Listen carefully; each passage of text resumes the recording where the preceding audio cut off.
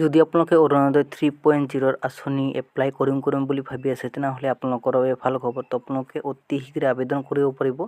Orunodoi 3.0 ration card নহ'লেও পাব। অৰুণোদয় কেনেকৈ পাব জানিবলৈ ক্লিক কৰক এই ভিডিঅ'টো। তো সেইকাৰণে আপোনালোকে ভিডিঅ'টো ক্লিক কৰিছে। তো ভিডিঅ'ৰ ক্লিপ মই আপোনালোকক এটা দি ৰাখিম।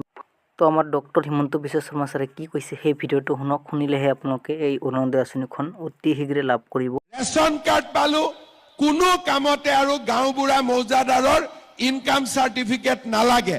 যে অৰুণোদয় আঁচনি আমি 2019 চনত আৰম্ভ কৰিছিলো।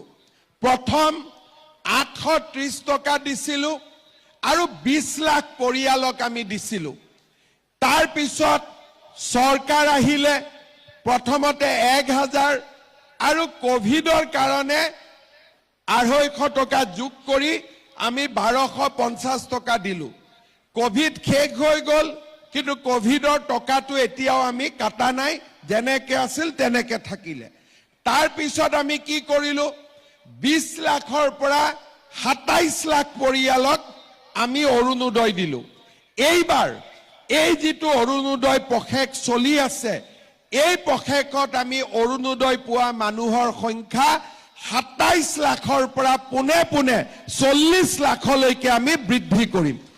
অৰ্থাৎ যদি ঢকুৱাখানা সমষ্টিত আগতে 22,000 পৰিয়ালে অৰুণোদয় পাইছিল, এতিয়া 29,000 30,000 পৰিয়ালে অৰুণোদয় পাব। 80 পৰা 85% পৰিয়ালে এইবাৰ অৰুণোদয় আঁচনি পাই যাব। লাহে লাহে আপোনালোকে মোক আশীৰ্বাদ কৰি গৈ থাকিব আৰু আমি নতুন নতুন কাম কৰি গৈ থাকিম।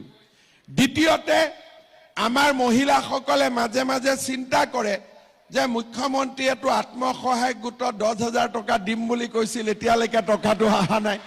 সেইটো চিন্তা কৰে নে নকৰে? সেইটো মাজে মাজে চিন্তা আহি থাকে, হয় নে নহয়?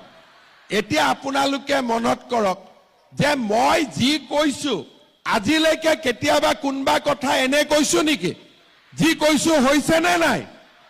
এতিয়া আমাৰ এই আঁচনিটোৰ নাম হ'ল মহিলা উদ্যমিতা আঁচনি। কিছুমানে কয় গছ লগাবৰ কাৰণে পইচা দিছে। আমি গছ লগোৱাৰ কাৰণে পইচা দিয়া নাই, এইটো ভুল ধাৰণা নলব। কাৰণ গছডাল লাগিলে ডাঙৰ হলে, গছডাল আপোনালোকে মোৰ ঘৰত কাটি নিদিয়ে, গছডাল আপোনালোকৰ ঘৰতে থাকিব, না কাটি পেলাই মোক দিব? মুক্তো নিদিয়ে। গতিকে এই গছডাল যদি চেগুন গছ ৰৈছে, ডাঙৰ হলে তাৰ যি উপাৰ্জন হ'ব সেইটো আপোনালোকে পাব। আৰু আপোনালোকক গছডাল ৰুবৰ কাৰণে মই উৎসাহ দিয়াৰ কাৰণে মোক উল্টাই আপোনালোকে পিঠা তিঠা খুৱাবহে লাগে।